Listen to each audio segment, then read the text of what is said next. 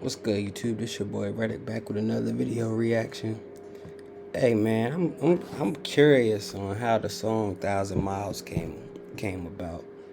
Like I was watching White Chicks, and it just hit me. I'm like, yo, that song is like a hood classic. Like, and everybody in the world love that song.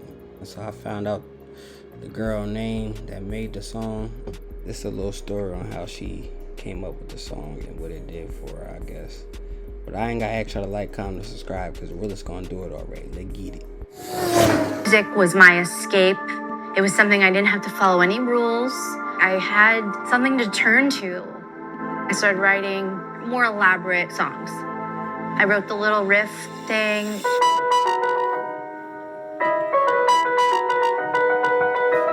That melody go hard though, I ain't gonna lie. Making my way and downtown. I just went, that's a hit, sweetie. Making my way downtown, walking fast, faces passing, I'm homebound. How did you know? Look at him. I love this song. That song changed my life forever. This is the enchilada right here. I played it over and over and over again. Boom. #1 record. 1,000 Miles kept like a giant snowball gaining in size and scope. Every year after that, it got bigger and bigger. In your mind, you get exactly what you want, and it's actually not what you want.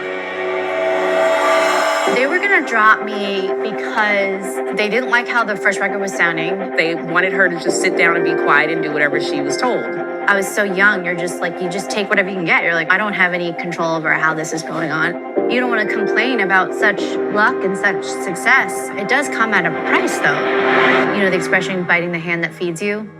I will bite it all day long.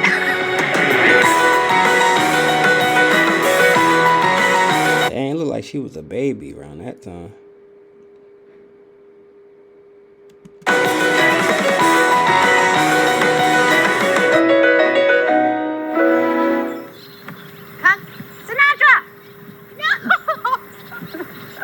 This is Sinatra, psychotic kangaroo. So I've been staying with my parents during quarantine, and it's been interesting. Mom, I can't hear you. Sorry. I just hope I don't say anything she doesn't want me to say. It's a long story of what happened. I don't even know where to begin. Here's some of her music books from her album, Be Not Nobody, and this is Vanessa when she was 16. I always knew Vanessa would have a tremendous career as an artist. That's her at 1 playing. That was Vanessa at 2 in piano class. By the time she was 7, there was piano and there was ballet class every day. I'm from Pennsylvania, but I moved to New York City to study ballet at the School of American Ballet. I was turning 14. The School of American Ballet at the time, and this is the 90s, it was tough. There was a lot of problems with the school. Then I really started having trouble. I started to skip classes. I really didn't like a lot of the things that I saw that were going on. But I had music. I had something to turn to. In the dorm, there was an old piano. So I would go there and I started writing more elaborate songs instead of going to class. Music was my escape. It was something I didn't have to follow any rules. It was Mine too. other feeling I was getting when I would play that I didn't get when I danced anymore. This Yamaha upright was the piano in my parents' sunroom that I wrote 1,000 Miles on. So the main part of this song that I had for a long time was just this, it's really an instrumental song, you know?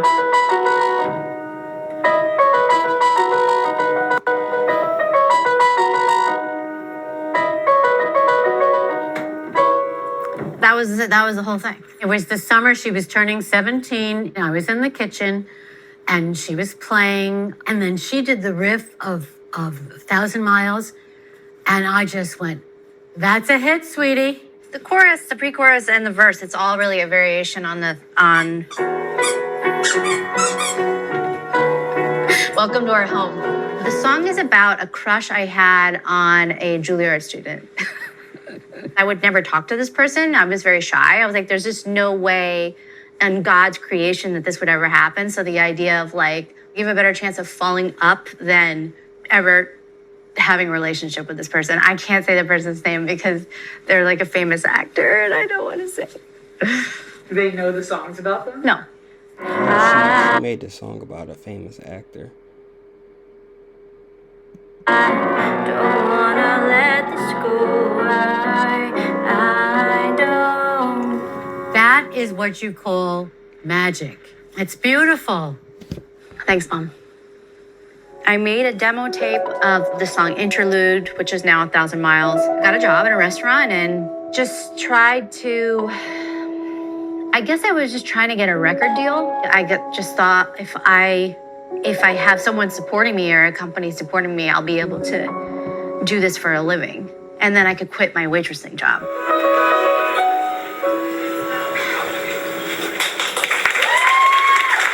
I did a couple showcases for some different labels, and I ended up being signed by Jimmy Iovine with Interscope. The first time I met Vanessa was in the offices at Interscope, A&M Records, where I worked. And then she came in and she was just full of excitement and creativity and had really strong ideas about how she saw herself as an artist. Michelle Thomas is one of those people at the label that I just wanted to go to her office and hang out. We just connected, and she was so wonderful to me. So for me and Vanessa, it was like we were a team. She had a vision. I wanted to support it. So even if I sat in meetings and some man said, make her boobs bigger, make her butt higher, we just kind of let them say whatever. And then Vanessa and I would go do photos. Basically what happened was my dream came true. I got this record deal. I thought it was gonna be this amazing situation. And in your mind, you get exactly what you want. And it's actually not what you want. At the end of the day, She putting y'all on game on these record labels. was in a really bad situation with the people that I was working with. And it was not good. She was working with another A&R person she was having a difficult time with. There's a lot of weirdness. There's a lot of possessiveness that was happening. So I told my manager at the time that I don't want to work anymore with this guy. And he said to me, if you tell Jimmy that you don't work with the A&R guy, you're gonna be dropped. I decided against my manager's advice that I would fly to LA and have a meeting with Jimmy if he would take the meeting and tell him that I don't want to work with the A&R guy anymore. People would be afraid to walk into Jimmy's office. Jimmy Iovine was the head of Interscope, Geffen, and A&M Records, the largest label at the time. And Vanessa didn't care. She was going to go in and she was going to speak up for herself and she was going to say her piece. So Jimmy met with me and I said, I don't want to work with this person anymore. They weren't happy with the record anyway. So I don't know what you want to do with me, but I can't move forward with this team anymore. It would be easy to see the artist being dropped after making that move to go in and speak to the head of the company. I know that they were, I wonder if she gonna explain what was going on, what was so weird. considering dropping me, but he ended up linking me with Ron. Somewhere here we have My Homes, Christina, Don't Fall in My Heart, 1,000 Miles, there it is. Presents the certificate to Ron Fair in recognition of your nomination for Best Instrumental Arrangement Accompanying Vocalist, 1,000 Miles, Vanessa Carlton. 45th Grammys Award year 2002. So that's the one that I trashed the hotel room over because I really, really, really wanted to win. The first time I became aware of Vanessa Carlton was when Jimmy Iovine gave me this brown paper bag of demo CDs that were basically the scrap heap. These were the CDs of the artists that had been signed and had been working, but it wasn't going to come to fruition. They were never going to see the light of day. And he said, Ron, check these out and let me know, like, are we good to go with the end? In that bag was Vanessa Carlton's CD. This is the enchilada right here, the genuine enchilada. This might have been a first iteration of the record. I don't even know what it was, but it was the first thing that I heard. I'd never seen her name before. Putting the CDs in the Walkman, I went through a few of them, and then I put the one in from Vanessa Carlton, and I just played it. I came to this song, which was 7th on the CD, and it wasn't even called 1,000 Miles, it was called Interlude. It played, you know, the famous intro, da-da-da-da-da-da-da-da-da-da-da-da, on piano, and the demo of 1,000 Miles played. I hit replay, and I hit replay, and I hit replay, and I hit replay, and I hit replay. I called Jimmy, and I say, there's a fucking smash on this. Cannot drop this artist. Is a fucking smash. I played it for an hour and a half. So I asked if I could meet with Vanessa Carlton and discuss with her the idea of re-recording the song and not dropping her at all, but starting anew. Ron Fair was like this over-the-top, big outfits. He was a real music lover, and he was the one that heard Interlude and said, that should be a single. Mainly, I needed Vanessa to agree, if not bless, okay, I'm going to work with Ron. We're going to see where this goes. In all fairness to Vanessa, I don't think she had much of a choice. I think it was our way or the highway at that time, and she was probably just excited that something good could happen. Ron was the president of A&M at the time, and A&M was a part of it. It was a group within Interscope. So he kind of worked with Vanessa to tweak the music that she'd already done, to really get a solid record together. But in that process, he called and he told me about her. He was really excited about her. He thought she was incredibly talented. He thought that she had really great songs. Everything became about Vanessa Carlton, and we swung into action. This is the exact score that was used to copy out individual parts for the recording session for 1,000 Miles. So that's the money lick. That's dot, dot, dot, dot, dot, dot. So those are the repeat marks. And there's the wonder with the crescendo. There are two swells, piano da forte, piano da fortissimo. We set up a basic track session to articulate the composition in a way that made it have more impact and more power and make the transitions powerful and, find the little gems inside the track. So let's start. We'll do a little musical analysis of this. She plays the theme in the front in free time.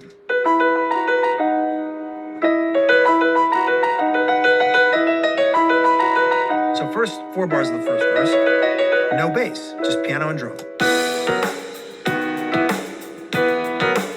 And then bass comes in here.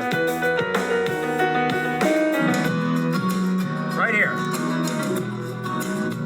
I need those 3 notes. That joint go hard, bro. Became that beat is hard. Like, that joint's crazy hard, yo. This. And I need you. And I miss you. I want the tension to build. You're paddling out, you're waiting for the next wave, turn around, the wave is coming, catch the wave, surf in it. If I could fall. Boom. #1 record, right from there. Boom, it's a fucking smash. Right there, when she sings that again with that string lick, that's where the money, the wallets come out right there. Ron was like a real perfectionist. A lot of things felt like a battle. I mean, they had their ups and downs. I think as anyone like Vanessa, who is super clear in her vision, and someone like Ron, who's had multiple successes in his career, so there was some head bumping.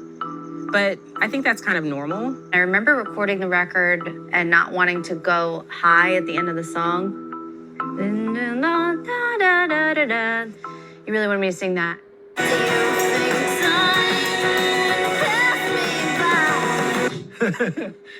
Wow. Would pass me by, would pass. Half an hour of my life. She kept saying, would pass me by. No, would pass. Chorus 3, we got to pay it off. So for him, the perfection of the song was always the most important thing. He goes into the studio, he is editing, tweaking vocals. He's a producer, he's a music guy. Making my way downtown, walking fast, faces pass. There's also some kind of U2-y drones. He's got the Ringo Starr in this bar, boom, boom, boom, boom, and then jazz. Boom, boom, boom, boom. Get your lighters out. This is the lighter section. So when the record was finished, I asked for a meeting with Jimmy. Yeah, bro know what he talking about. You could just tell how he talked. Like, that's a blessing for her, for real. And I thought 1,000 Miles was like, this is too good to be true. It's got an orchestra on it. It's got all this beautiful harmony on it. So I played it for Jimmy expecting nothing. And he said, no, man, it's a smash. It's a smash. The label loved it and they wanted to spend money on a video. We decide to make a music video and hire this young, cool guy with a vision, Mark Klasfeld. Vanessa Carlton, 1,000 Miles. Concept by Mark Klasfeld.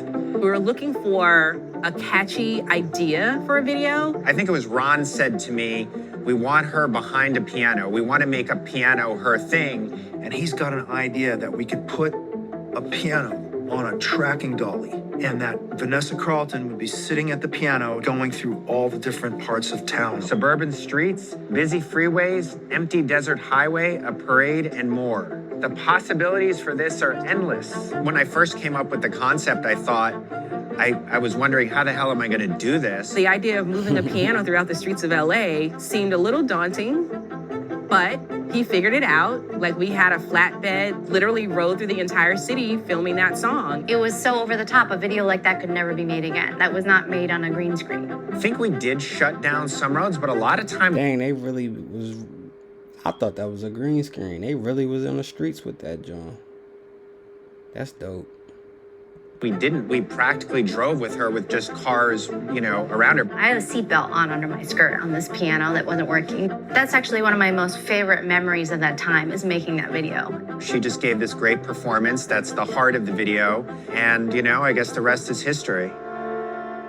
So now we have the music video, we have the song. Being a new artist, it wasn't a guarantee of getting onto MTV and getting in rotation. There wasn't a YouTube that you can go to. There was nothing. So it was MTV or bust. This is pre-internet, pre-TikTok, pre-Fortnite, pre-Spotify, pre. It's Model T. Everything was at stake when we released the record. We had to make it work because I think that there was a list of people who were sitting in the corner waiting for it to not happen. So David Saslow, who was our MTV guy, brings the video over there, adds it into heavy rotation with no radio. And the fucking thing blew up. And it became a gigantic smash on MTV, better than anything because it has the visuals. Everybody could say, hey, did you see that video with the girl with the piano? So everybody, you know, knew it and everybody was talking about it. But really, the White Chicks placement is what took it over the edge. This is the part I want to hear. Michelle Thomas called me and she said, the Wayans wrote this movie. They want your song to be in this scene. They wanted a really pop song for Terry Crews. In the movie, he was riding in a car and they needed a really happy pop song for this particular scene. And that he was going to be singing it. How did you know? I love this song. Wow. Vanessa Carlton, 1,000 Miles. That song changed my life forever. I remember being in Vancouver where we shot the movie, and all of a sudden the choreography just came. It was like, dun, dun, dun, dun, dun, dun, dun. And I was like, oh, you know, when you see the whole violins and the whole thing, and I was like, I need you, and I miss you. And I was like, oh my God. And the best switch. And this has basically been the base of my whole career, is the surprise that comes when you find out I am the biggest fan of this song, of Vanessa Carlton. And when I go into singing it with all my heart, and let me tell you something, we did that scene in one take. It was perfect. Once that song appeared in the movie, every top 40 radio station was playing it in heavy rotation. It put fuel to the fire that was already kind of burning underneath. I get the call. Mom, everybody knows my name. Says, Vanessa, put on a hat and then look down. 1,000 Miles kept like a giant snowball gaining in size and scope. It really did become a cultural thing. Now, you gotta understand, White Chicks was the biggest movie that I had ever done up until that time. But slowly but surely, everything just started to change for me. People would give me my mail, like, making my way downtown. And they were like, do the song, do the song. It became such a pop culture phenomenon worldwide. Initially, I think it was kind of cool for her to see the song in the movie, but I think after a while, because it became so associated with the film, it felt like it was taking away some of the shine from other things that she was doing. Like it became all about that one song. I think the biggest challenge for someone in my position would be to not look at the power and success of that song, to not be like squashed by it. Oh, I mean, don't get me wrong. I hated this song. I hated this. I mean, you have to understand. I had to go through this process and figure out what, you know, it took like over a decade for me to figure out what all that was, and then, you know, how to continue growing as a person, as an artist. You don't want to. She said she hated that song. Complain about such luck and such success. It does come at a price, though. It's like your first big paper that you wrote in high school, and you're a writer. Okay, now you've written books. It's like this little essay you wrote in high school, and that's what just gets republished and republished. And it's not to say that it's not authentic expression or anything. It's like your first draft of anything you've ever written. But that's okay. The irony of the song is that there's something about it that is so unifying.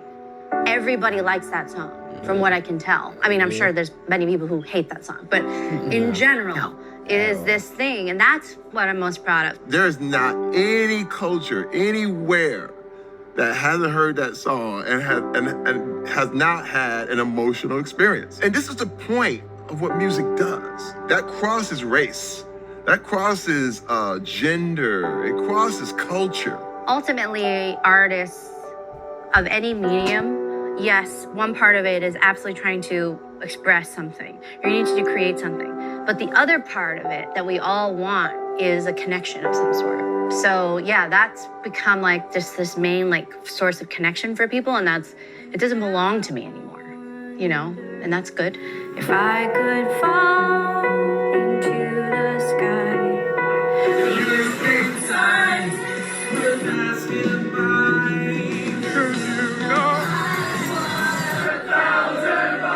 If I could just see tonight.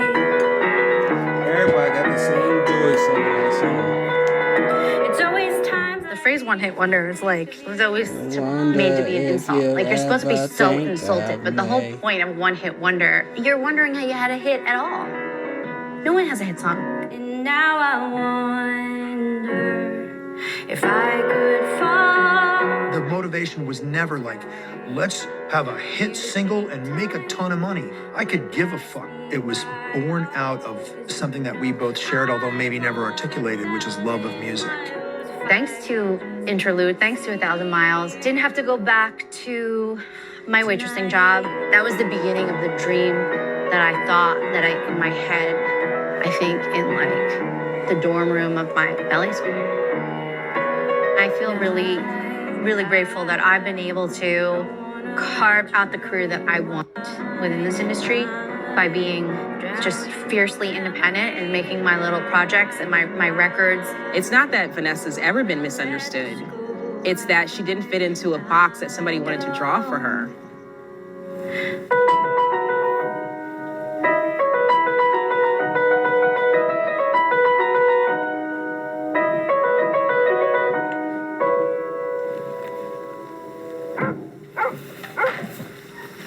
Sinatra! No! Where is he? He's with Dad. Well, I'm living with my parents now. Okay, what can I say?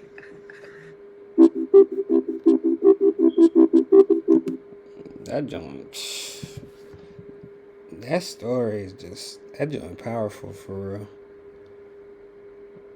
That joint powerful, especially if you do music. That joint like inspirational for real. Now I'm gonna check out more of her songs, because I wonder if that's really her only hit. Like, I'm sure she got some other bangers. But I'll get at you on the next one, man.